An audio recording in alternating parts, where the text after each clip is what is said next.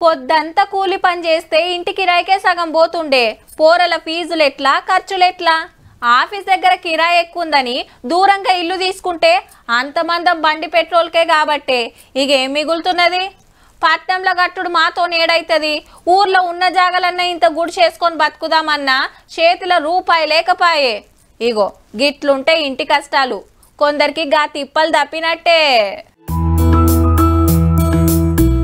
100 కాదు, 1000 కాదు, 1,00,000 కాదు, 3 లక్షల ఇండ్లు వంచిండు సీఎం చంద్రన్న. ఆంధ్ర అన్నమయ్య జిల్లా దేవగుడిపల్లికెళ్లి రాష్ట్రమంతా పేదోళ్లకు సర్కార్ కట్టించిన 3 లక్షల ఇండ్ల గృహప్రవేశాలు చేపించిండు. తాళం చెయ్యి ఇంటి పట్ట చేతుల పెడుతుంటే అక్కలది ఒక సంబురం కాదు. నా సొంతము కల సార్ ఇల్లు కట్టుకోవడానికి. ఇప్పుడు ఎన్నాళ్ళకు నాకు నెరవేరింది. చాలా ధన్యవాదాలు. మాకు అసలు అయితే ఇండ్లే లేదు సార్, రావడం మాకు చాలా అదృష్టం సార్.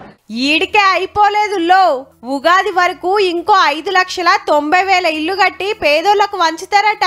కొడుక్కు పెండ్లయ్యి తల్లిదండ్రులతోటే ఉండాలి, మాకో ఇల్లు కావాలంటే గీ ఉపాయం చెప్పిండు. పేరెంట్స్ ఉంటారు, పెళ్ళైన పిల్లలు ఉంటారు, ఇద్దరికి కూడా కలిపి 2 ఇండ్లు ఇస్తాం. ఒక గోడ కామన్ గా కట్టి 2 ఇండ్లు ఒకటే ఇచ్చి కుటుంబాలని విడగొట్టాలని కొంతమంది ప్రయత్నం చేస్తారు. కుటుంబాలని కలపాలని మన తన సర్కారే 5 లక్షలు ఇచ్చి నచ్చినట్టు కట్టుకోమంటే ఆంధ్రాల గవర్నమెంటే కట్టిస్తుంది. ఎట్లయితేంది, పేదోళ్లకు ఓ గూడైతే నిలబడుతున్నందుకు అందరు సంబుర పడుతున్నారబ్బా.